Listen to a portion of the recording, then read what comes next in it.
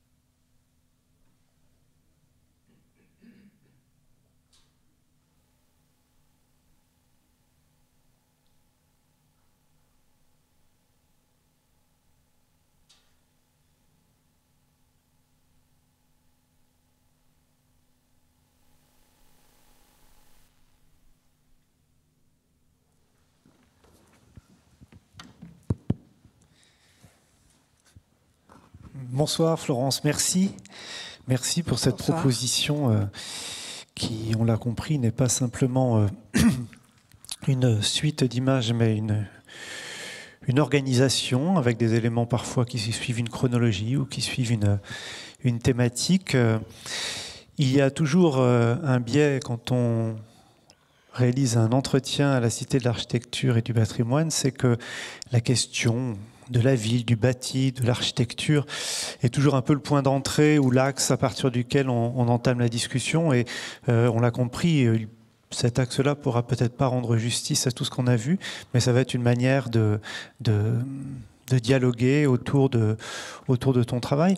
Sans pousser trop loin mon réflexe d'historien, j'ai quand même envie, puisqu'on a pu voir au tout début de la projection certains travaux de Noir Limite au tournant des années 80-90, qui marquent probablement par rapport à l'ensemble du corpus qu'on a pu voir un fort contraste, c'est le cas de le dire, puisque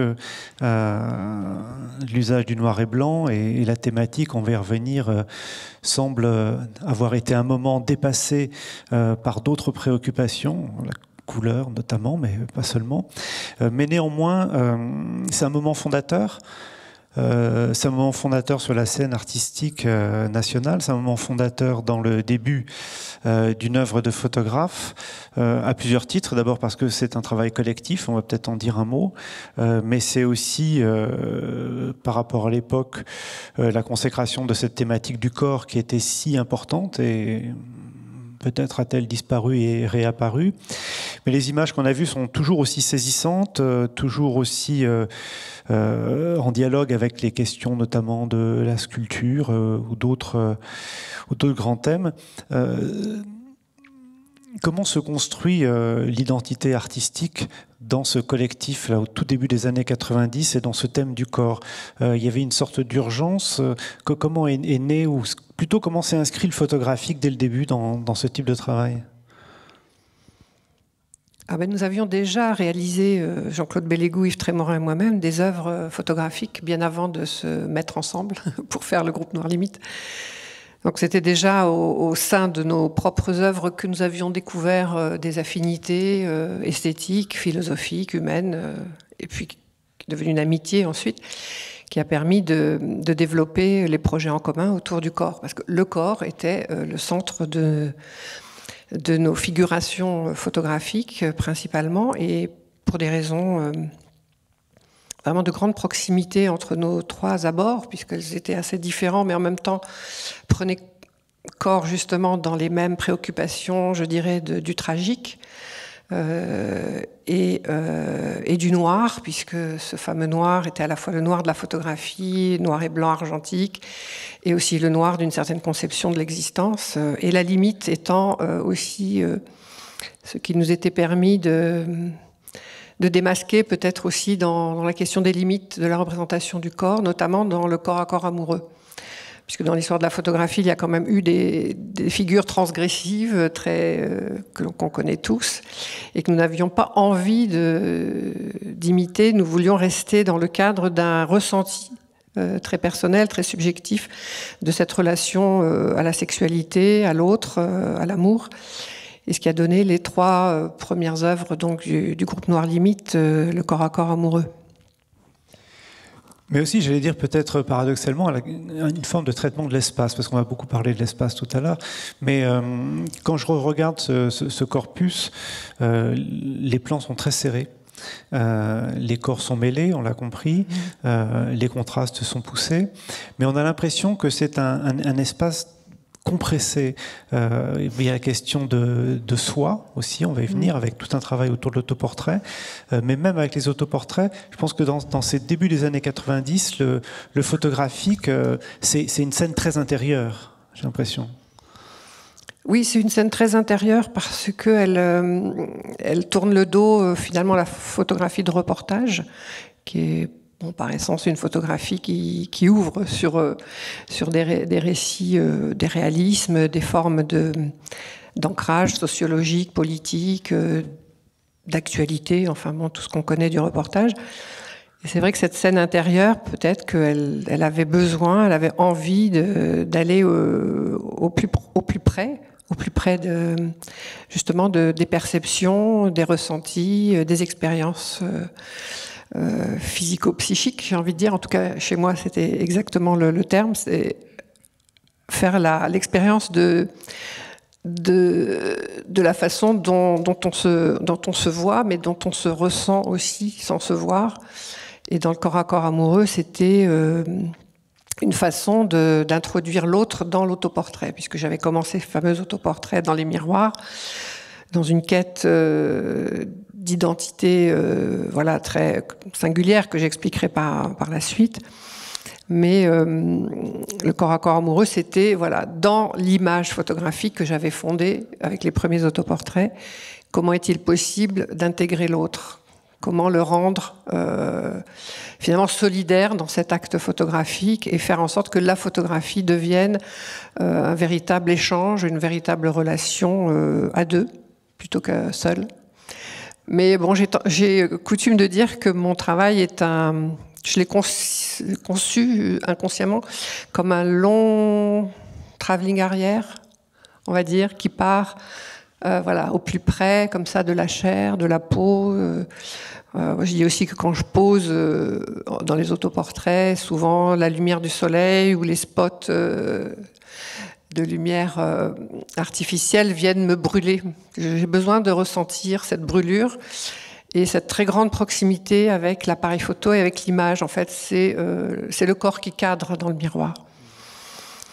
Et cette avancée psychique, hein, on voit bien dans le diaporama, finalement, malgré tout, le mouvement arrière, hein, qui laisse, à partir de Casablanca, un horizon se développer et échappe à cet enfermement que je reconnais être à la fois peut-être un moment de l'histoire de la photographie des années 80 et en même temps un moment de ma propre expérience psychique. Oui, on va voir comment les choses vont se déployer, mais oui, l'autoportrait qui est d'ailleurs moins peut-être cultivé comme genre autoportrait que comme expérience de soi, hein, puisque on le voit, il ne s'agit pas toujours de se ressembler ou de chercher à quoi on ressemble, mais aussi à expérimenter par la lumière, par l'optique, un rapport au photographique d'une manière générale. Et c'est amusant parce que tu parles de travelling arrière, mais finalement, les travaux qui vont suivre pourraient presque ressembler à un parcours de vie, puisque oui. La question de soi et de l'autre va se poser à travers, on pourrait dire presque une forme de narration autour de la question du couple. On va peut-être voir quelques images. Mais alors que le bonheur pourrait être justement l'union a presque été préalable à ce que vont être les séries autour du bonheur, le travail autour du bonheur, qui va jouer alors assez rapidement sur la problématique de la communication, ou de l'incommunication plutôt entre les êtres et le couple. Avec aussi beaucoup de théâtralité, parce qu'on laisse... Oui, ben on n'a pas parlé du théâtre, parce que y a beaucoup de choses... On peut en parler maintenant, parce que... là, oui. Oui. Mais il y en avait déjà dans les Troublés en vérité, parce qu'en fait, j'ai imaginé que tous ces visages qui se superposent sur notre visage, qui sont des visages anciens, des visages voilà, de la famille éventuellement, des aïeuls, en fait, la photographie, pour moi, était cet instrument de révélation des figures du passé. Et comment les réactualiser avec son propre visage et comment les faire advenir d'une manière esthétique, évidemment, et parfois en jouant aussi sur des proximités avec l'histoire des arts, l'histoire du cinéma.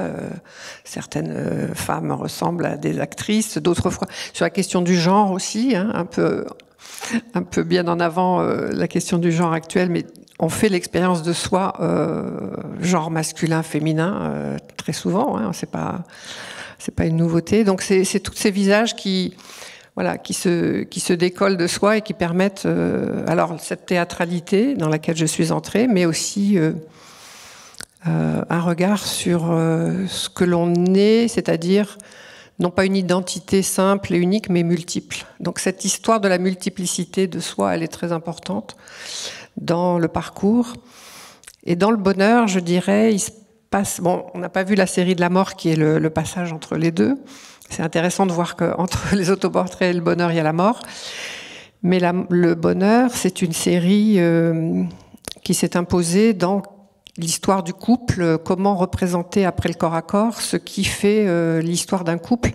Et là aussi, en jouant à la fois avec ma propre dimension d'expérience, de vécu psychique et réel, et en même temps avec toutes les images qui fondent notre histoire collective, notre imaginaire, à partir du roman photo, du cinéma, de la littérature, voilà, de tout ce de la publicité, enfin tout ce qui fonde cette histoire du bonheur telle qu'on veut nous la faire avaler d'une certaine manière. Hein. C'est un terme pas très élégant, mais comment on construit à l'intérieur de soi des images qui appartiennent à ce qu'on veut bien nous faire croire que c'est le bonheur.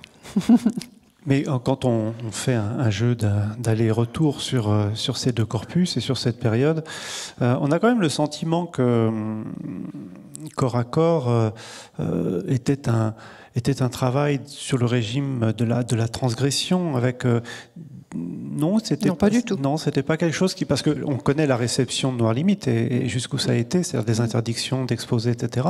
Mais de fait, des censures, oui. Oui, de fait, il y avait quand même si l'intention n'était pas nécessairement celle-là, quelque chose qui pouvait bouleverser le spectateur classique. Oui, que ça bouleverse. Non, en fait, il faut le dire, c'est pas les spectateurs classiques qui ont été bouleversés, ce sont les gens de l'autorité, c'est-à-dire directeur de la Maison de la Culture de Bourges, pour la nommer à l'époque. Donc c'est pas du tout, c'est le fait d'une personne. Souvent, c'est le fait de quelqu'un dans la hiérarchie qui estime que ce n'est pas montrable. Mais je peux dire que en général, quand les gens finissaient par voir les œuvres, ils n'étaient pas si choqués que ça, en fait. Hein.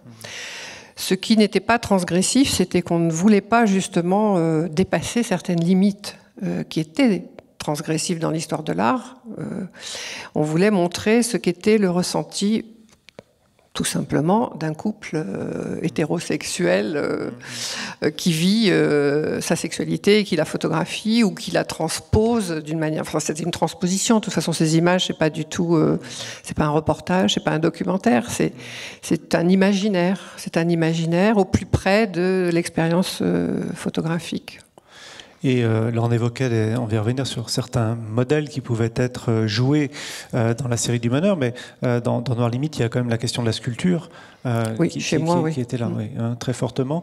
Et alors que ce qui peut être discuté dans la théâtralité du bonheur, tu l'as dit, ça peut être des formes de narration extrêmement artificielles et construites dont notre imaginaire visuel est peuplé à travers la publicité, par exemple, pour en citer qu'un, où tu citais le roman photo.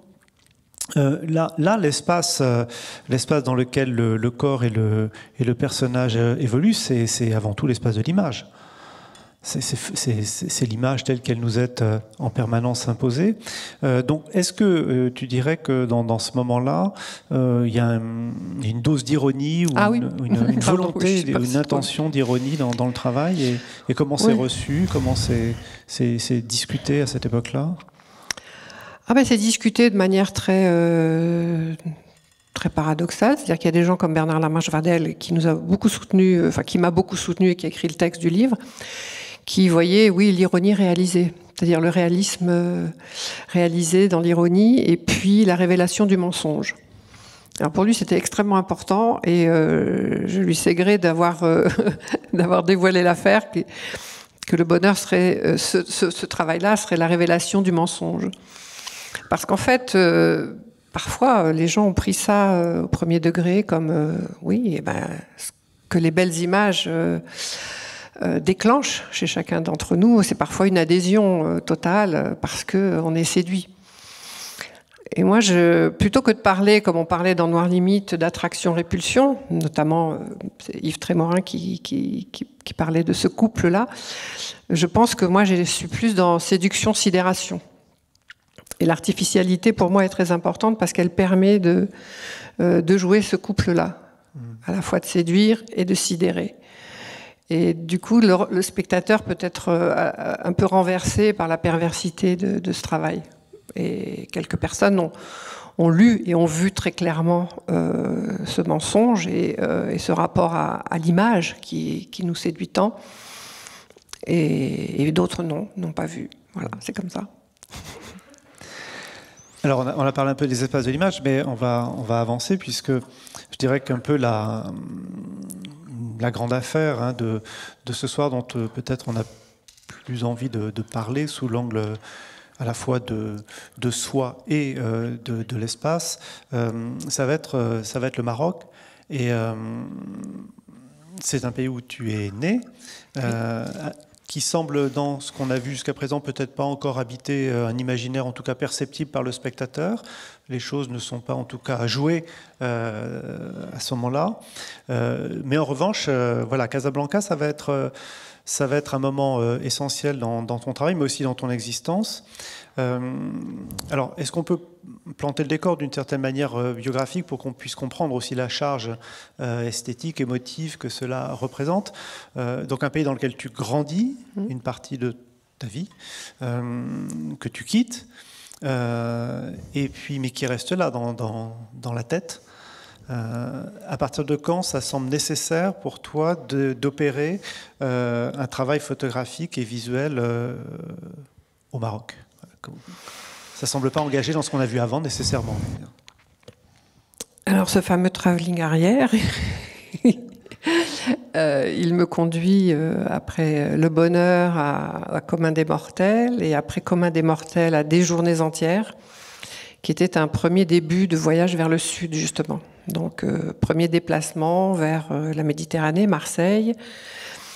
Et puis je décide, après avoir vu l'exposition à l'espace Electra, naissance d'une ville européenne sur le sol africain, je tombe en arrêt devant les documents qui représentent Casablanca et qui tout d'un coup me sautent aux yeux. C'est cette ville qui a construit mon imaginaire, qui a construit mon enfance, enfin qui est tout d'un coup une révélation totale de mon amour pour ce pays et cette ville. Et je décide donc de faire un projet que je dépose je ne sais quelle instance officielle, j'ai oublié, pour une bourse que je n'ai pas eue. Et je suis partie à Casablanca pour faire des photographies. Alors, est-ce qu'on peut qualifier ça d'un retour, d'un voyage où l'histoire de l'art est ponctuée d'un moment comme ça où les artistes ont besoin de réinventer leur origine, de fabriquer le récit de leur existence. Est-ce que, par exemple, est-ce que c'est vraiment une affaire entre toi et toi-même, ou est-ce que aussi tu habitais déjà par des types de récits littéraires, photographiques, cinématographiques, d'aller à un endroit, je pense dans La Ville Blanche d'Alain Tanner, je pense à des films comme ça, est-ce que d'aller dans une ville en quête de quelque chose, la rencontre avec le personnage d'une certaine manière de la ville? Ah bah, la ville de Casablanca, c'est le personnage principal de ma vie. Certainement un personnage très important dans mon œuvre, c'est évident. C'est là où l'horizon s'ouvre, où on voit le ciel, on voit la mer. Il y avait déjà du Hiroshima dans le corps à corps amoureux. Si vous vous souvenez bien d'Hiroshima, mon amour, les premières scènes du corps à corps avec la cendre qui tombe sur le corps des amants, c'est quelque chose que je retrouve un peu dans mon corps à corps. Cette dimension à la fois du passé sculptural, de la mémoire, de l'évocation d'une ville qui est Hiroshima, qui a vécu quelque chose de tellement tragique.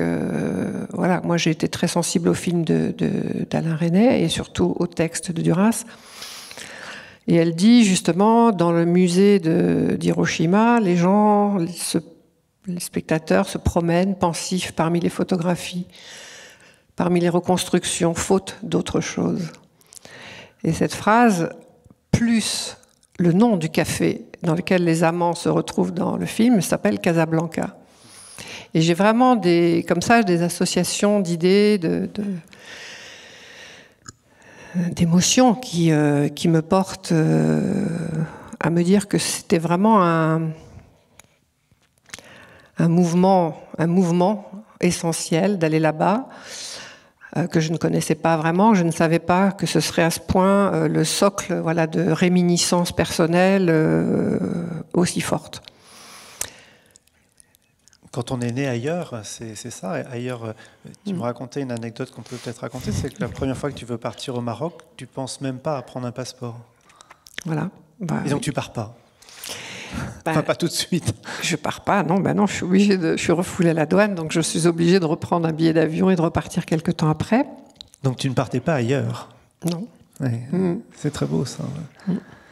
Et alors du coup, juste pour, puisque tu évoquais Duras, Hiroshima, mon amour, est-ce que c'est un petit peu ton barrage contre le Pacifique d'aller là-bas? C'est un peu ça aussi? D'aller chercher son histoire. De toute façon, Duras, c'est tout est chez elle déjà. Oui, bien sûr. Mais un petit peu, je dirais que cette dimension autobiographique qui me travaille, parce que est-ce que c'est moi qui la travaille ou c'est elle, je ne sais pas, mais depuis le début, elle a trouvé dans cette ville la véritable résonance intérieure, psychique, qui me faisait défaut. C'est-à-dire que je ne savais pas à quel point j'étais construite par cette ville, à quel point cette ville était incorporée en moi et prenait la place finalement de peut-être des liens familiaux qui manquaient, quoi. Enfin, on dit quand les liens familiaux sont très distendus, manquent à l'appel, l'enfant se reporte sur quelque chose d'autre, qui devient la bonne mère, qui devient le parent manquant. Bon, en ce qui me concerne, c'était à la fois le père manquant, puisqu'il était parti quand j'étais même pas un an, et une mère, manquante.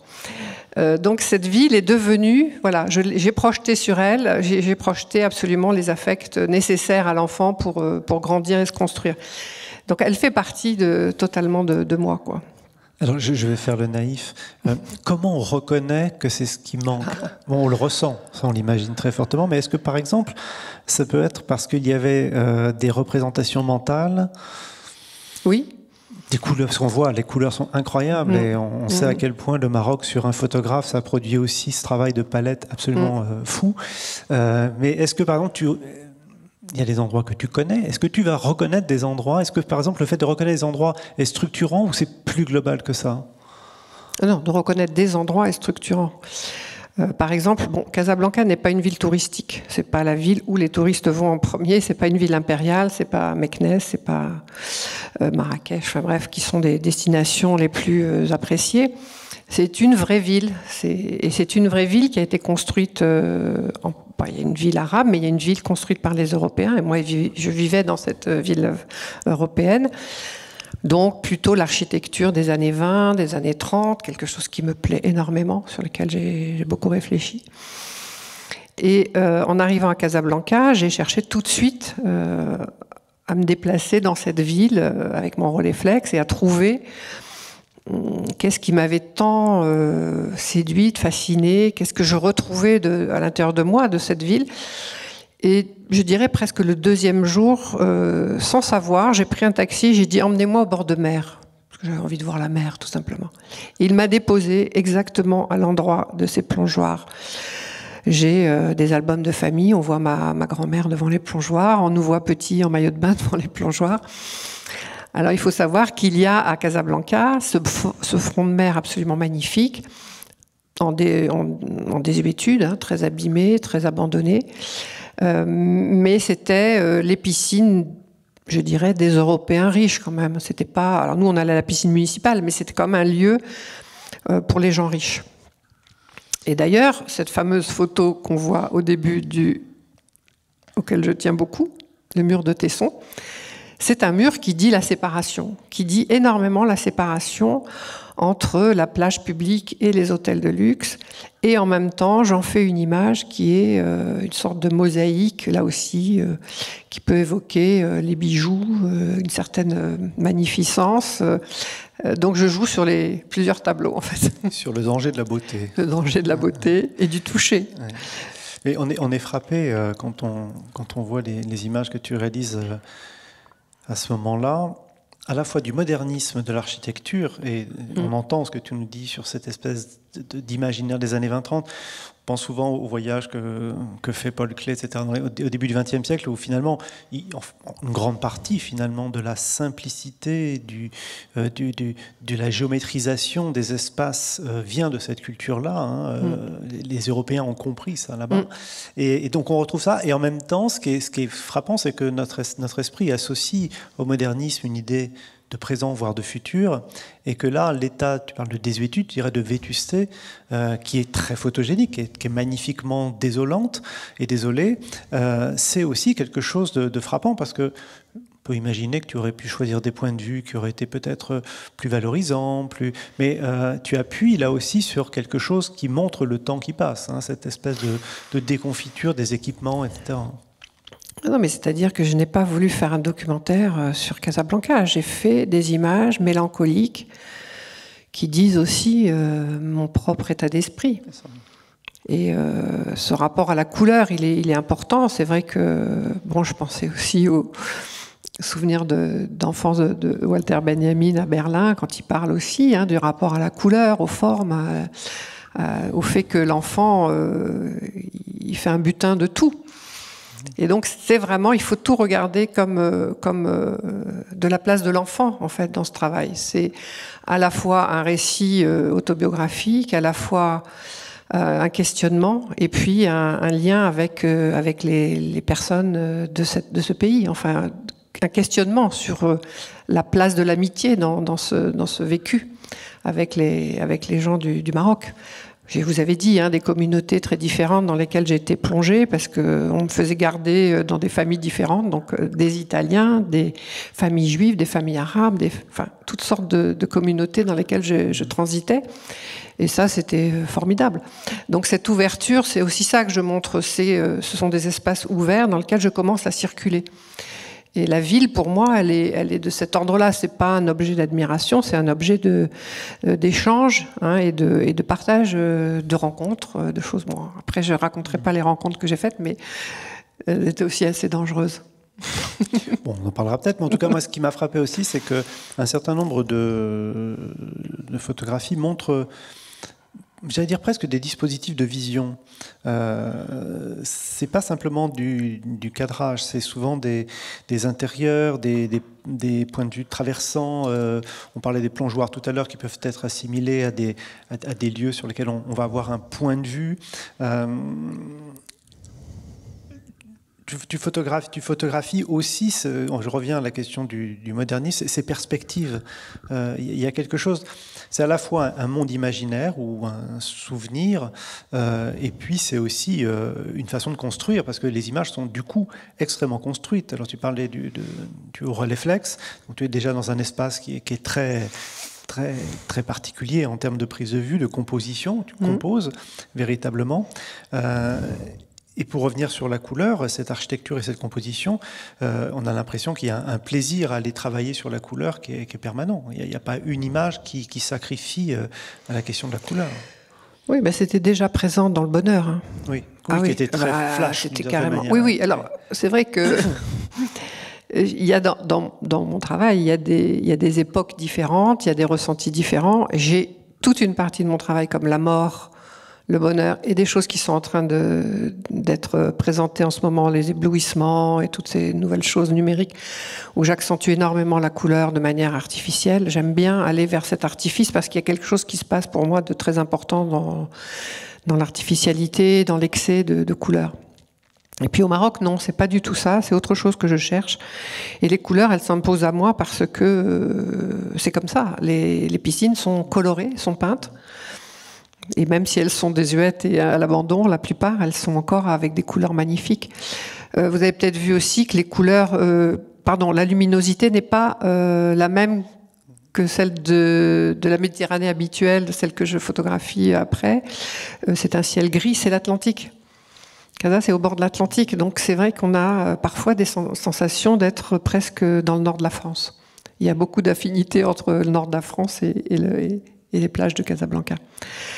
Alors, ce ne sont pas que des paysages, il y a des personnages, il y a des paysages habités, on les a vus, on vient de voir là cette femme.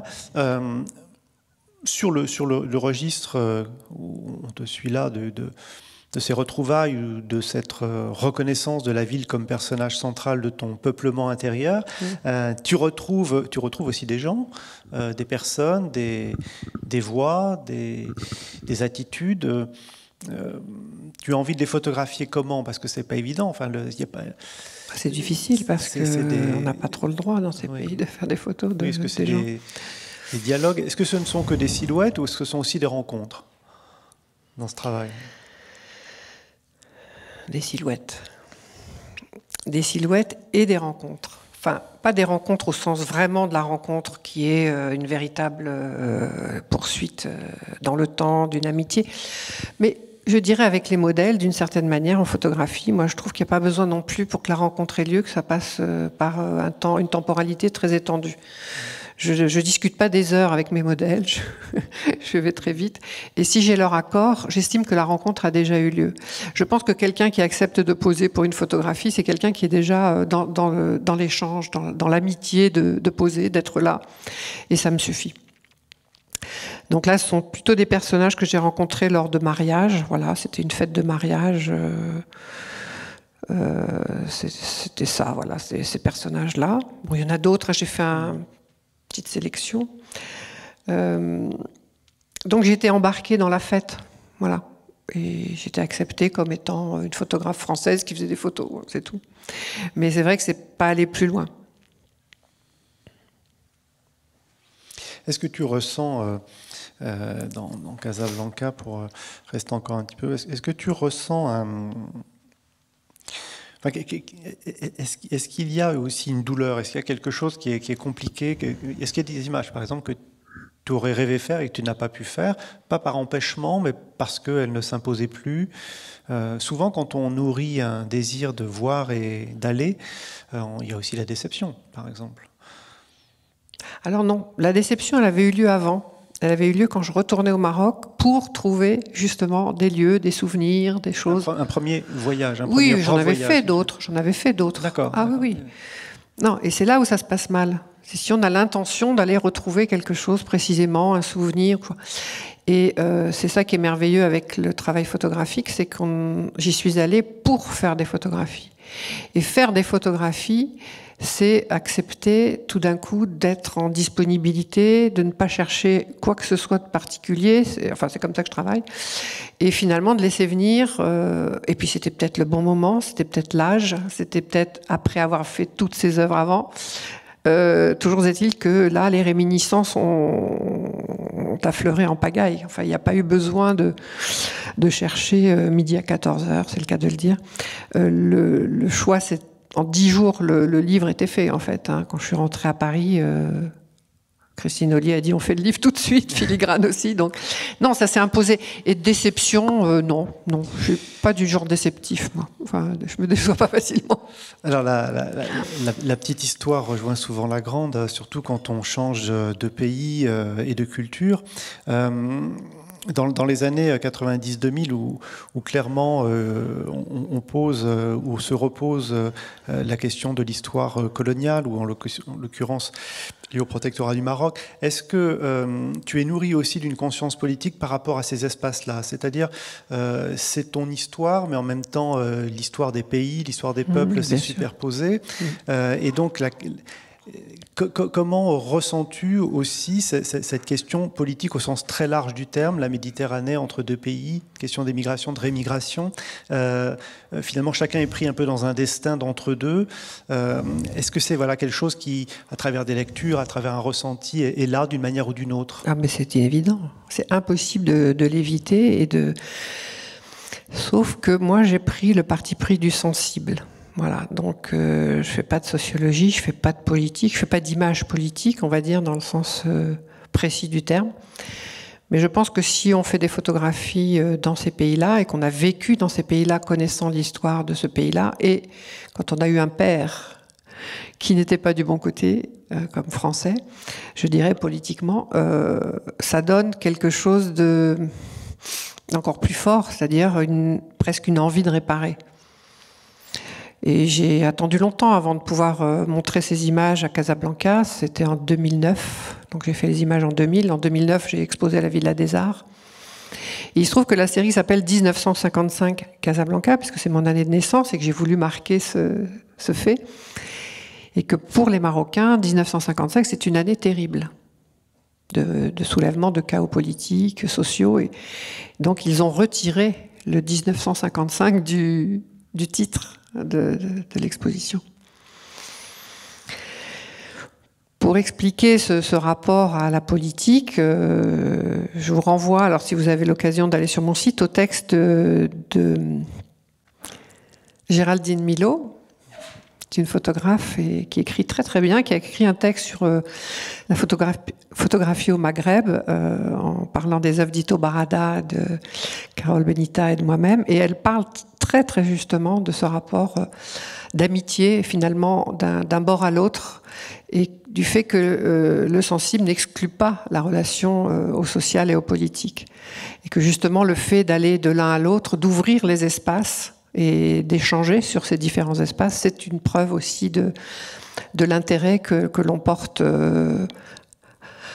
voilà, à ces pays et entre nous, qu'on établit entre nous, quoi. Mais est-ce que tout simplement le refus de l'exotisme dans ce travail n'est pas la meilleure réponse à ne pas reconduire un regard sur l'autre qui l'exclut en le transformant en une carte postale, on pourrait dire. Oui, c'est l'écueil, je crois, qu'a évité ce travail, parce qu'en fait, il était tellement nécessaire et tellement lié à des motivations profondes que j'ai même pas eu l'occasion de faire des cartes postales. En fait, j'ai même pas eu besoin de les éviter. Je suis allée droit au but des réminiscences, en fait, des choses qui étaient vraiment l'essentiel pour moi. Et il se trouve que c'était quand même ce front de mer. Alors même s'il y a quelques vues de la ville, il y en a très peu, et quelques personnages, il semblerait que ce front de mer ait emporté absolument tout. Est-ce que ce travail fait rapidement, publié, diffusé dans la dynamique de sa création, dans sa valeur de mise au point et de réparation, libère quelque chose dans ton travail en général, où tu vas te sentir peut-être apaisé, parce que finalement les travaux qu'on a vus, puisqu'on n'a pas vu la mort, etc., mais c'est extrêmement chargé. C'est un travail très chargé, et c'est vrai que Casablanca est un travail où on respire beaucoup dans l'espace, on ressent beaucoup de choses, mais on respire beaucoup. Est-ce qu'à partir de ce moment-là, tu ressens dans ton processus de création en général une autre étape? Est-ce que c'était, en gros, ça a été ce qu'on pourrait appeler un voyage initiatique, ce qui n'est pas du tout le bon mot, mais quelque chose qui était un règlement avec l'histoire et avec toi-même, avec ton histoire? Oui, largement. Largement. Mais il n'empêche que je continue à poursuivre la construction du moi par des chemins parfois opposés, divers. Enfin, dans la chambre invisible, on retrouve cette forme d'étouffement, on retrouve cette forme d'enfermement ou en tout cas de manque d'air. Hein. Oui. Donc ça va, ça vient. Il y a des pistes et je n'en laisse aucune finalement. C'est jamais totalement réglé, et c'est peut-être ça qui fait que ça se poursuit d'une manière ou d'une autre. C'est vrai que dans Toucher Terre Sud, là aussi on voit bien, je reviens à Casablanca, et là dans un autre registre, je ne suis pas en train de chercher des réminiscences, je suis en train de regarder beaucoup plus ce qui se passe, ce qui est vivant actuellement dans cet espace que je reparcours, et là je suis au port de Casablanca. Et je passe énormément de temps dans ce lieu, qui est le lieu des pêcheurs, du port de Casa, à filmer, à passer les après-midi entières, à boire le thé, les gâteaux, et à trouver quelque chose qui me montre une communauté en train de travailler et de déployer cette vie à l'extérieur que j'aime tant dans ces pays, parce que c'est vrai que là-bas, la vie, elle est dehors, et c'est ça que j'aime. C'est pour ça que j'ai intitulé la projection Dehors-dedans, parce qu'en fait, je suis toujours dans ces allers-retours entre le dehors et le dedans. Et eux, ils sont dans ce dehors que j'aime particulièrement partager là-bas avec eux. C'était une ouverture, c'est une ouverture psychique, c'est une ouverture esthétique, Et en même temps, il n'empêche que parfois, je reviens à des formes... voilà, on n'est jamais totalement libéré de ses propres démons. Oui, mais là, en revanche, j'ai l'impression que la temporalité de la rencontre, elle se fonde plus que simplement, comme on le disait tout à l'heure, parce que tu les observes, tu regardes le monde, c'est un Maroc vivant, ce n'est plus simplement le Maroc de la réminiscence, c'est une activation, en tout cas, de sensations peut-être connues, mais qui se reconduisent. Est-ce que... C'est pas une très bonne question, mais finalement, elle m'est venue en regardant Les Pêcheurs. Est-ce qu'à ce moment-là, il y a un petit peu aussi quelque chose d'un photographe un peu ethnographe qui est là, qui regarde comment les gens vivent, qui prend le temps, qui se pose. C'est quelque chose qui soit peut-être moins une image simplement qu'une expérience du vécu avec les gens que tu rencontres. Oui, c'est une expérience, mais je perds jamais de vue les images quand même. Je suis toujours intéressée par l'image. Non, mais par exemple, question toute pratique, est-ce que tu fais beaucoup d'images à ce moment-là et que tu en gardes peu? Voilà, par exemple, est-ce que, comme tu nous dis que tu as travaillé très rapidement sur Casablanca, est-ce que tu en as fait beaucoup ou pas tant que ça? Et est-ce que là tu en fais plus, c'est-à-dire que tu cherches d'une certaine manière plus ou... Sur Casablanca, le premier livre, j'en ai fait. Mais enfin bon, c'est de l'argentique 6:6, donc c'est quand même pas le numérique. Oui, c'est-à-dire proportionnellement, aujourd'hui, on en faisait toujours moins avant. On en faisait toujours moins avant. Bon, j'en ai fait pas mal. Il y a des choses que j'ai pas gardées parce que voilà, ça m'intéressait pas. Là, il y a Fuji, donc c'est le 6:9, c'est l'appareil argentique. Pareil, il y a très peu d'images dans une bobine. Mais j'ai aussi d'autres appareils avec moi, j'ai une caméra. Donc, oui, ce que tu as dit, je filme, alors je n'ai pas relevé tout de suite. Alors, est-ce que deviennent les films? Est-ce que c'est pour toi? Non, mais si ça avait pu être vraiment quelque chose d'important, je l'aurais gardé. J'en ai montré un extrait, enfin, j'ai fait une vidéo que j'ai montrée à l'Artothèque de Caen, le jour où j'ai présenté le travail, justement sur les filets de pêche et le geste répété, infini... De ce rapiessage de filet. Mais je n'en garde qu'une, finalement, c'est celle-là. Voilà, il n'y a rien à faire. Voilà. Alors, cette image qu'on a vue en très très grand, enfin qu'on voit nous sur les écrans, mais que vous voyez en très format, est tout à fait saisissante à la fois par... j'ai l'impression que c'était pour le coup une réminiscence du noir limite. Il y a quelque chose de là de très physique, de très sombre, tu parlais de sidération tout à l'heure, je trouve de sidérant. On a l'impression de la peau d'un immense animal. Napoli. C'est incroyable. C'est Naples. C'est Naples, oui. Voilà. Donc c'est l'époque où, je ne sais plus quelle année, mais c'est l'époque où je commence à réfléchir, à arpenter d'autres villes que Casablanca. Et donc ce qui m'a emmené dans des villes comme Palerme, Naples... la Grèce également, qu'on voit dans d'autres images, et puis à travailler aussi sur les vêtements, sur les tissus, et tout ce qui est structurant. Parce qu'en fait, pour moi, l'habit, le vêtement et l'architecture, j'en ai fait une conférence à l'ENSAD, je crois, École nationale des arts décoratifs, sur l'invitation de Lucie Lancrevet, et j'ai développé cette thématique du corps, de l'architecture et du vêtement. Donc à partir des textes que j'avais lus sur Adolf Loos, par exemple, on voit d'ailleurs dans les tapis, dans ces questions de textile, de rapport à la chaux, enfin au corps et au lait de chaux que développent ces chercheurs en architecture début du XXe siècle. Ça m'a passionnée parce que je me suis dit que dans ces pays-là, c'est ce qui se passe en fait. C'est voilà, le tapis, le recouvrement des bâtiments, la couleur ocre, toutes ces choses sont très très liées à une corporéité. La notion de revêtement, c'est le revêtement, oui, tout à fait, lui-même est assez fabuleux. Exactement. Ouais. L'ossature, voilà. Autant le corpus commençait sur une forme de nudité, autant c'est finalement tout ce qui se rajoute à la nudité qui constitue aussi l'œuvre au fur et à mesure. Mais néanmoins, on n'échappe pas à une forme de dramaturgie, j'allais dire au contraire. Parce que là, on vient de voir des combinaisons de tissus, de oui, végétaux. Alors ça, c'est qu'on revienne sur cette image. Alors, oui, qui est absolument incroyable. Casablanca. Oui. Oui, parce que là, on a l'impression d'avoir un décor de studio photographique oriental, sans époque quasiment. Et on ne peut pas s'empêcher, puisqu'on a vu la suite de la projection, de voir comme si tu en avais extrait ou tiré des textiles pour ensuite retravailler tes compositions, qui d'ailleurs sont stupéfiantes, parce qu'on a l'impression de voir de la chair. Complètement. On ne sait plus si on est dans le lambeau de tissu ou dans le lambeau de chair. Bah oui, j'ai joué là-dessus. Enfin, j'ai pas joué. C'est ce qui a présidé à cette série de La Chambre Invisible. Chambre Invisible qui est d'ailleurs en termes... Parce que moi, je suis très articulée autour de la psychanalyse et des notions, tu l'as bien compris, de l'inconscient visuel, de la mémoire et du psychisme, voilà, qui s'active qui est activé énormément par la photographie. Pour moi, c'est vraiment l'outil par excellence, d'ailleurs, qui apparaît à peu près au même période historique que l'inconscient de Freud. Et il se trouve que La Chambre Invisible était nommée par un psy, avait défini, par exemple, avec l'utérus. C'est-à-dire la chambre invisible. Bon, alors, toute cette notion-là de chambre et d'invisibilité est formidable. Le continent noir, je l'ai repris. Je l'ai repris.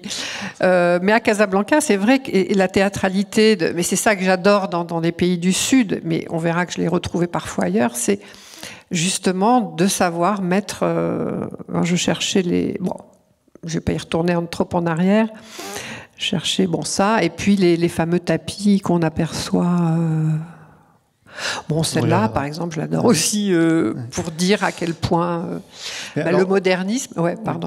Non, juste, si tu veux bien revenir en arrière, parce que c'est dans le moment de la projection, c'est le moment où arrive ce gros personnage. Cet homme, ce personnage bombant à la fois le torse et le ventre, qui est dans une position indéfinissable, mais dans une posture presque d'orant, en train de célébrer sa présence au monde. Et c'est vrai que quand on est pris dans la projection, ce personnage arrive et vient se planter comme ça, cette figure sculpturale, mais tout en chair et en os. Voilà, comment tu le mets en scène à ce moment-là dans le travail? Comment arrivent ces personnages qui semblent presque revenir, comme si Noir Limite revenait sous une autre forme? Le cadre se resserre, le personnage prend tout l'espace.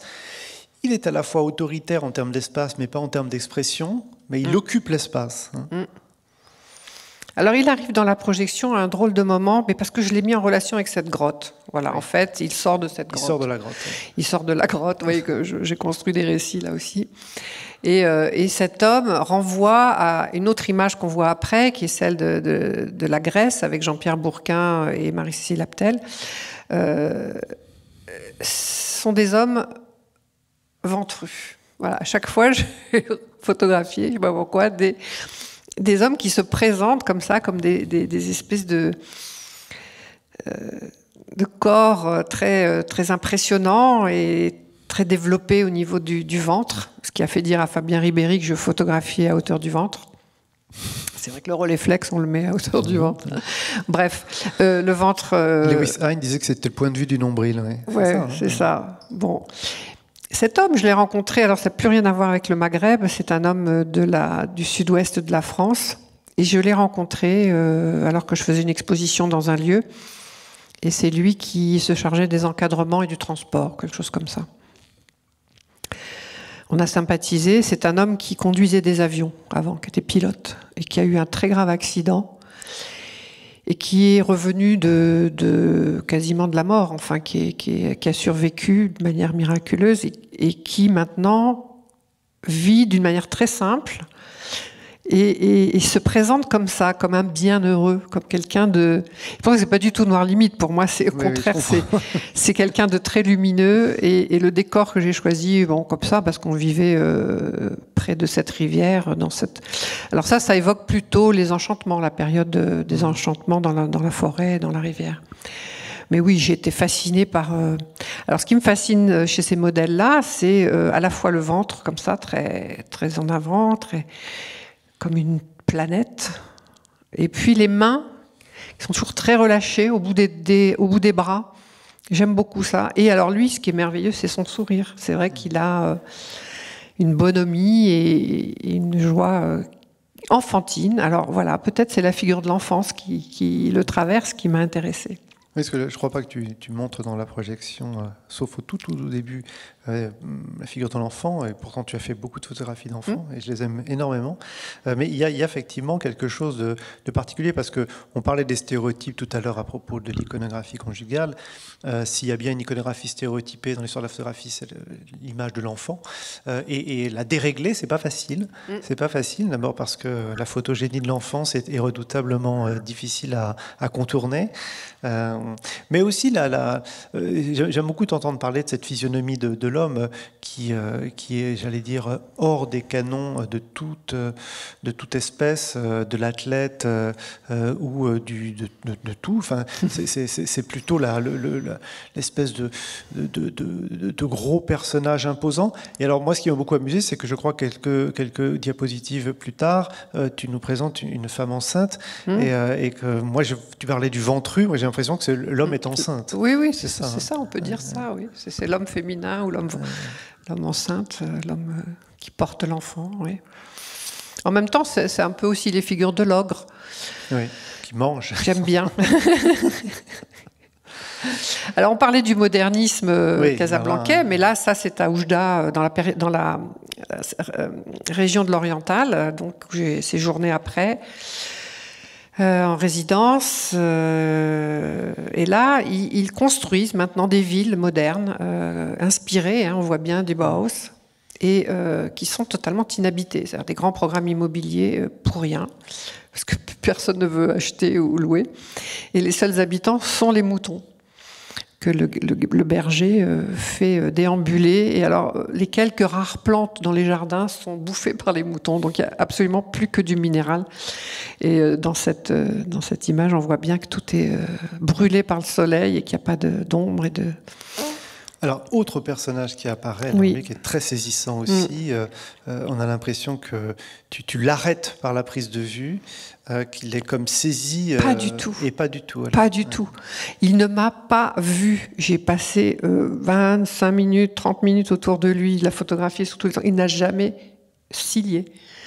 C'est un homme qui est ailleurs, qui est vraiment dans son monde. C'est un homme, à mon avis...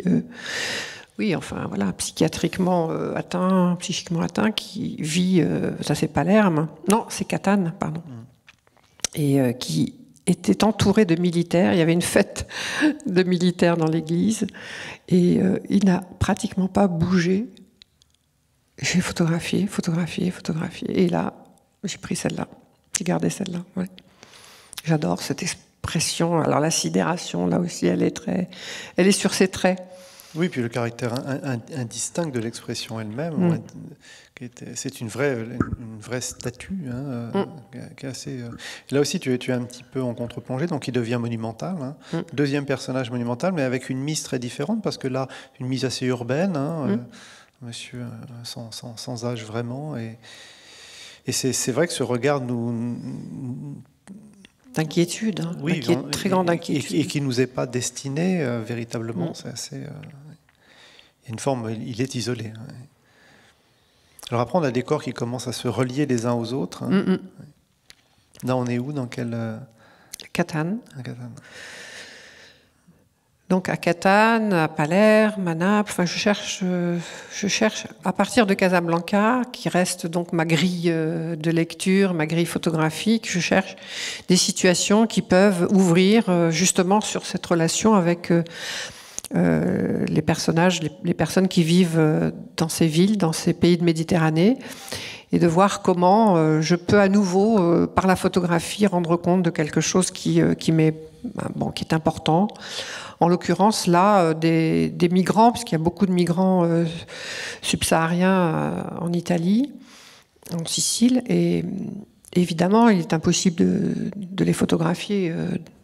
D'ailleurs, ils se sont tous protégés très rapidement de mon appareil photo, et ça donne quelque chose de très important pour moi. Ça s'appelle Toucher terre. Dans cette série, Toucher terre, on voit bien que cet homme, à la fois, il a touché terre puisqu'il a traversé, et en même temps qu'il replonge à nouveau vers la terre.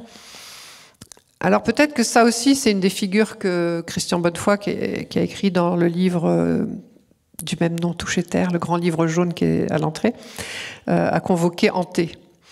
le dieu hanté qui tire sa force de la terre et qui a besoin pour se régénérer tout le temps de se mettre en contact avec la terre. Alors ça, j'aime bien cette idée en fait, et que ensuite c'est par la suite de l'histoire qu'ils ont créé Tanger. Donc ça se passe au Maghreb, ça se passe dans ces pays-là. J'aime bien cette idée que finalement, en me promenant et en faisant des images, je touche aussi au grand récit mythologique. Avec des images qui sont des constructions, on parle de la terre, de l'architecture, là on est vraiment en plein dedans, avec des motifs qui sont ceux de la construction, mais une construction dont on ne sait pas si véritablement elle sera achevée. Il y a quelque chose autour tu parlais du minéral, je dirais presque du désertique, là, qui est assez... Alors celle-là, elle renvoie aussi à l'autre photo qu'on va voir plus tard, de Toucher Terre Nord, où en effet, on a les matériaux de construction qui sont visuellement comme une sculpture, hein, avec la lumière et le sable. Et dans le Maghreb, dans tous les pays, on va dire, de la Méditerranée, souvent, on ne finit pas les maisons, on les laisse avec ces petits pics de fer, qui sortent du béton pour ne pas payer d'impôts. Et oui, on assiste beaucoup. Alors moi, j'aime bien cet état intermédiaire. Il y a la ruine, mais il y a aussi le chantier. Mais c'est pas un chantier magnifié comme voilà, on peut le trouver chez Stéphane Couturier. C'est un chantier parce que ça dit le passage du temps, en effet, ce qu'il y a avant, ce qu'il y a après, ce qui est en train de se faire. Et la notion de se construire m'intéresse bien. Oui, puis un traitement très minimaliste, hein, avec une gamme de tons très, très tenus, quasiment là pour le coup pas de couleur franche, quelque chose qui est plutôt la répétition du motif des il y a le rythme. Et des degrés il y a le rythme de ce tas de briques là avec ces couleurs particulières, oui, qui pourrait être une installation, une sculpture. C'est vraiment, on peut pas passer à côté de ça, c'est pas possible. Alors ça, personnellement, c'est une image qui me touche très profondément, parce qu'elle est à la fois extrêmement formelle, parce que les formes se prennent l'une dans l'autre. Il y a une grande économie de motifs. On associe ce mur et cette falaise, si on veut bien l'appeler comme ça. Ça ressemble peut-être à quelque chose qui serait comment dirais-je, pas un déversoir, mais quand on ferme une pièce d'eau, un barrage, pardon. Ouais. Il y a quelque chose comme ça. Mais surtout, on a l'impression qu'il y a une pièce qui rentre dans une autre, presque contre nature, parce que l'une est parfaitement un artefact, l'autre, au contraire, semble naturelle. C'est un magnifique collage fait par l'humain, si je puis dire. C'est donné au fond d'une rue à Lisbonne. Voilà, on tombe sur un mur qui rentre dans une roche, point barre. C'est le cas de le dire. Point barre, le 6-6 cadre, voilà, fait rentrer ça dans il n'y a pas de problème. Le seul danger, la seule difficulté technique photographique, c'était le ciel surexposé. Et au contraire, la roche et le mur à contre-jour sous-exposés. Ça, c'est très dur à tirer.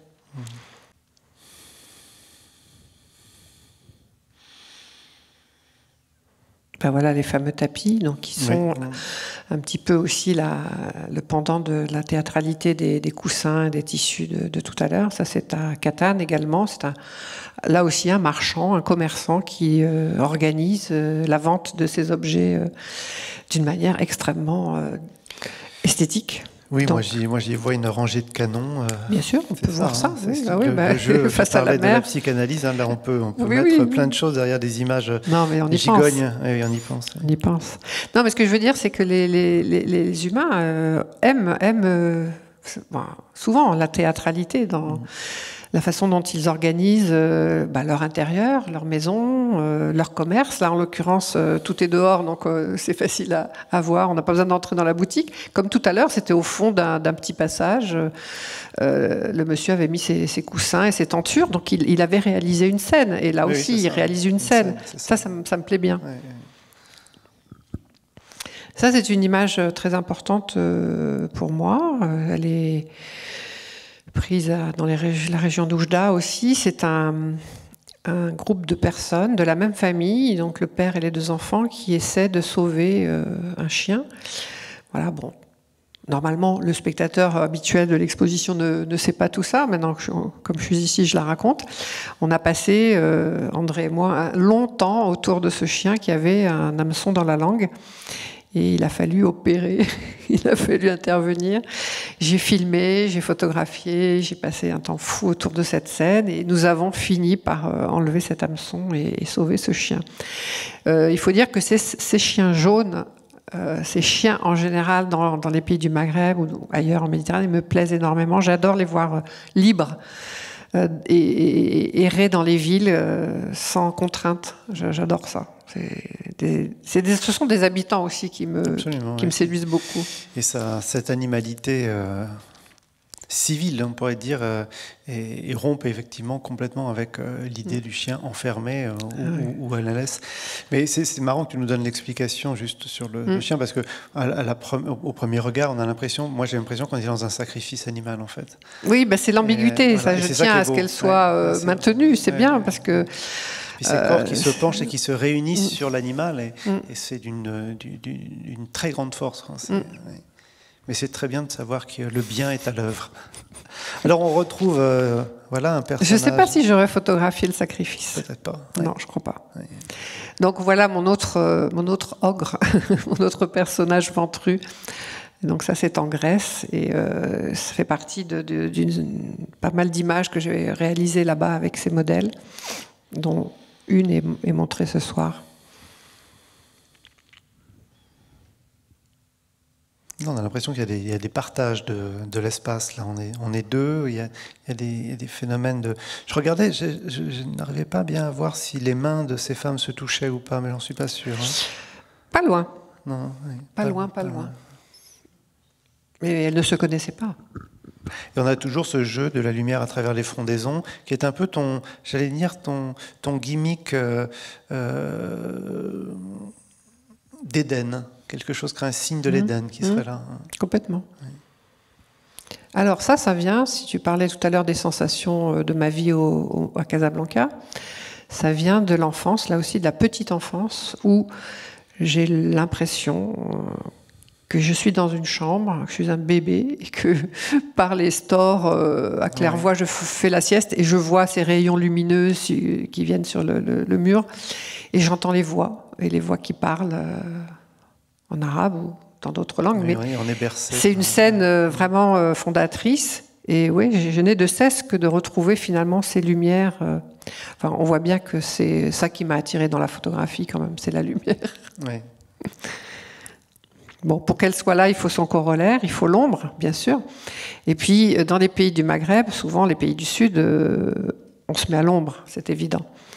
Et j'aime bien ce rapport des deux espaces, mais comme il y avait déjà dans le corps à corps ou dans les autoportraits, beaucoup d'ombre et de lumière. Oui, puis ces scènes presque de pastorale, là, qui sont absolument, qui pourraient être les mêmes 1000 ans avant et 1000 ans après. C'est-à-dire qu'on a ces marqueurs de temporalité avec la voiture, etc. Puis devant, une scène immuable, on pourrait dire. Moi, celle-ci, je la regarderai un petit peu comme celle qui m'avait frappé tout à l'heure avec le grand tissu noir ou avec le mur qui rentre dans la falaise. J'ai l'impression que parfois, c'est comme si tu avais besoin de produire un effet organique dans l'espace, dans l'architecture, et qui se suffit à lui-même, cette espèce de colonne vertébrale d'os là, qui monte, de côte. Ouais.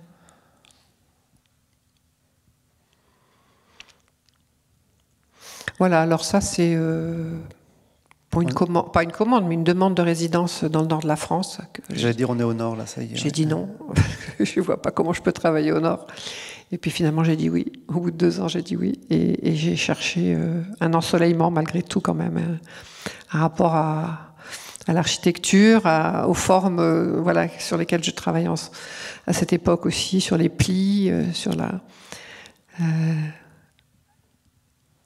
les formes qu'on peut trouver, qui sont des architectures pauvres finalement, mais qui me plaisaient bien. Et lui, c'est un peu aussi le pendant du monsieur qu'on a vu, ventru, c'est l'homme bienheureux qui caresse son champ de lin, oui. Et qui est une figure que je trouve assez emblématique à la fois du Nord, mais aussi de l'artiste. Hein. Il a un petit côté Van Gogh avec son chapeau et qui tire le jaune d'un tableau ou d'une expérience picturale. J'aime bien son petit chapeau. Oui, tu traques le sud au nord, quoi. Ouais. Un peu. Bah, c'est-à-dire que là, la lumière, elle vient du lin, elle vient du jaune, Ah oui, elle vient pas du ciel, ouais, en l'occurrence. Mais bon, pour raconter la façon dont j'ai procédé, cet homme était dans son champ en train de vendre sa récolte à des Chinois. Et moi, j'étais là, je me promenais pour trouver des paysages, des choses. Et je lui ai demandé de me parler et de faire ce geste, de caresser sa récolte. Et voilà, il l'a fait gentiment. Vous voyez, donc, il n'y a pas eu rencontre au sens d'amitié éternelle, mais il y a eu consentement et consentement. Non, j'aime pas trop ce mot en ce moment. Enfin, je veux dire un accord et une amitié rapide et efficace. Alors, voilà, celle-ci, on voit les bien maisons comment du elle Nord. répond à celle qu'on a vue tout à l'heure. Ouais. Ah, voilà une figure presque d'autorité, mais féminine. Là. Presque cinématographique, hein, ce complètement. personnage. Oui. Ouais. Qu'est-ce qu'elle cherche? Qu'est-ce qu'elle attend? La route, sur la route. Mais bon, c'était aussi le fait qu'elle était très architecturée dans son vêtement, dans sa forme de corps. Elle a quelque chose de très solide et de très dessiné. Et voilà, une espèce d'affirmation comme ça dans le corps. Et puis une lumière dorée hein, qui vient... fin du jour. Fin du jour, oui. Oui, un peu de couleur quand même. Hein. Le redoublement, oui. Voilà, bon là je voulais arriver aux enchantements quand même. Alors voilà, parlons des enchantements, puisque on a encore un peu de temps avant les questions.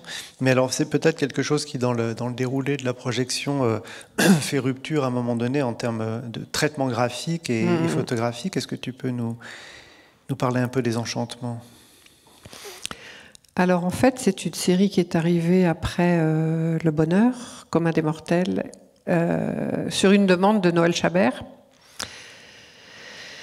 dont je salue la mémoire, qui, au musée Zadkine, m'avait demandé d'exposer la série Le Bonheur en relation avec le fonds iconographique Ossip Zadkine et Valentine Prax. Parce qu'elle avait découvert dans cet album photographique du couple des scènes de distance, d'éloignement, voilà, qui semblaient porter à croire que ce couple allait exploser et qui n'a jamais explosé.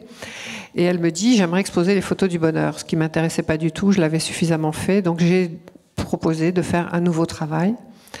Et je suis partie voilà, avec ce couple de jeunes étudiants des Beaux-Arts de Paris, à Istanbul, et puis aussi aux Beaux-Arts de Paris. Enfin, dans différentes situations, on a fait enchantement numéro 1, on a fait enchantement numéro 2 dans la nature. Et c'est à partir de cet éclatement formel que j'ai commencé à réfléchir à la notion d'espace ouvert, de circulation, c'est-à-dire comment déjouer les pièges du bonheur, justement, pour ne pas figer le couple dans son histoire, dans ses attitudes un peu stéréotypées, mais au contraire lui proposer d'être présent ou absent dans certaines parties de l'image, d'être à deux ou d'être seul, voilà. Et visuellement, pour le spectateur, il y a des espaces et ça circule. Alors ça circule à la façon de Jacques Tati dans Mon oncle dans les étages. Ça circule comme une coupe au théâtre quand on voit les acteurs qui montent dans une pièce ou dans l'autre. Voilà, j'avais envie que visuellement il se passe des choses, et de toute façon il se passait des choses autour de l'architecture, puisque à Istanbul, dans les îles du Bosphore, beaucoup de maisons que j'ai trouvées comme ça en ruine ou abandonnées remplissaient un rôle d'ouverture et de rapport à la construction très, comment dire, très paradoxal. Parce que bien souvent, ce qui est à l'extérieur, oui, c'est céramique, normalement c'est à l'intérieur chez nous. Chez eux, c'est à l'extérieur. Enfin, on trouve ça aussi au Portugal ou dans certains pays où, en effet, les céramiques, la décoration est à l'extérieur. Et puis, ces maisons étaient ouvertes et permettaient à mes modèles de circuler, d'aller et venir, voilà, comme j'ai montré là. Et puis, un compartimentage, c'est-à-dire de l'image qui est comme une coupe dans l'architecture, oui. et qui permet de regarder le sujet autrement, avec des narrations du coup qui se mettent en place directement dans une seule image. Oui, et puis l'évocation de la planche contact, oui, aussi, oui. L'évocation du cinéma. J'ai fait beaucoup de Super 8 et c'est vrai que quand le projecteur commence à déconner, on a cette espèce de mouvement comme ça, de saccade de l'image qui me venait à l'esprit quand j'ai fait ce travail. Donc voilà, on arrive à la fin de la projection avec la chambre invisible. Voilà, on l'évoquait tout à l'heure. Alors ça, c'est un travail étonnant parce qu'on est dans le drapé, on va dire, pour aller vite dans l'histoire de l'art, de la sculpture, de ce que l'on veut, dans le drapé. Mais alors avec un traitement photographique du drapé qui est saisissant parce que, je disais, le rapport organique au textile, là, il joue à plein. On a l'impression que ça fond. Plus que ça enrobe d'ailleurs, que ça fond, c'est presque des images endoscopiques, on a l'impression de rentrer à l'intérieur des corps. Hein. Complètement. Ça, et on resserre le cadre. Et, ouais. Oui, voilà, je retourne à mes amours du début. Le corps est métaphorisé par, en effet, l'intérieur, la doublure du vêtement, par les plis, par la lumière qui vient sculpter. Et finalement, cette empreinte du corps, on a tous vécu ce sentiment de quand on enlève un manteau, quand on le pose sur une chaise, on voit des formes, des fantômes presque, des personnages, des présences. Et ça m'intéressait bien. Alors, j'ai pas dit sur la question psychanalytique, mais au départ, j'ai parlé de la mer, j'ai parlé de la ville qui était devenue le vrai socle à la place de la mer. J'ai parlé de le mur de Tesson. Je pense aussi que ça m'évoquait les bijoux. Les bijoux féminins que portait ma mère. Et puis, ces vêtements, ce sont des vêtements que j'ai chinés dans des puces, dans des magasins de vêtements anciens ou de théâtre, un peu partout. Et ils me sont apparus, en effet, comme aussi les vêtements de ma mère. Les très beaux vêtements de la mer, parfumés, que Proust a beaucoup décrit, qui part en soirée avec sa fourrure et son parfum, et qui vous laisse. Voilà. Et bon, moi, j'ai vraiment eu l'impression que, en allant chercher l'intérieur de ces... Alors, c'est Strindberg qui disait la haine et la doublure de la robe. Et j'ai trouvé que là, sur la question de l'amour maternel, il y avait un beau renversement. En effet, j'ai photographié les doublures et j'ai photographié ce corps, comme tu dis, cette chair... qui est à la fois, là aussi, on pourrait dire attirante, réchauffante, qui fond, qui permet d'avoir un rapport tactile et en même temps qui est un petit peu... voilà, je sais pas. Oui, qui a à la fois ce biomorphisme qui est séduisant et en même temps un peu répulsif. Hein, c'est un peu entre les deux que ça se joue, avec une perte totale de l'échelle d'ailleurs, parce qu'à un moment donné, on ne sait plus à quelle échelle on est, si on est face à des coulées de lave ou des coulées de fonte des neiges, ou bien quelque chose de tout petit. Ouais. Alors là, je suis passée sans mettre de cartel, mais au déchiré, et c'est le destin de cette relation aux vêtements féminins, maternels, enfin tout ce qu'on peut imaginer, qui, dans un accès là aussi de résolution, je décide de les déchirer, de les découper scrupuleusement au ciseau, ce qui parfois pouvait fendre le cœur, c'était des beaux vêtements, et de les suspendre sur une terrasse, comme font les Marocains quand ils font le sacrifice du mouton. Et par cette image-là, alors par la précédente, j'avais une série, je convoquais à la fois la ville, par les terrasses, donc on aperçoit des bâtiments, et puis ce corps, ce vêtement qui est ouvert, qui permet par sa destruction d'être ouvert sur la cité. Et puis aussi ce sacrifice rituel que les Marocains faisaient sur les terrasses du mouton, et cette robe de chambre est dans une matière qui est totalement proche de la tonsure du mouton. Donc ça, c'était important pour moi de l'installer sur une terrasse et de la clouer sur la terrasse. Et on termine. Et là, on termine sur un souffle. Ouais. Ouf. Oui, et alors le dedans et le dehors là, communiquent parfaitement. Et l'idée de jouer sur l'image mobile, elle permet vraiment de comprendre. C'est à la fois de la soupape, c'est beaucoup de choses. Hein. C'est la traversée des énergies, c'est la soupape, c'est aussi le blanc d'une forme de pureté, on peut bien dire. Casablanca. Casablanca.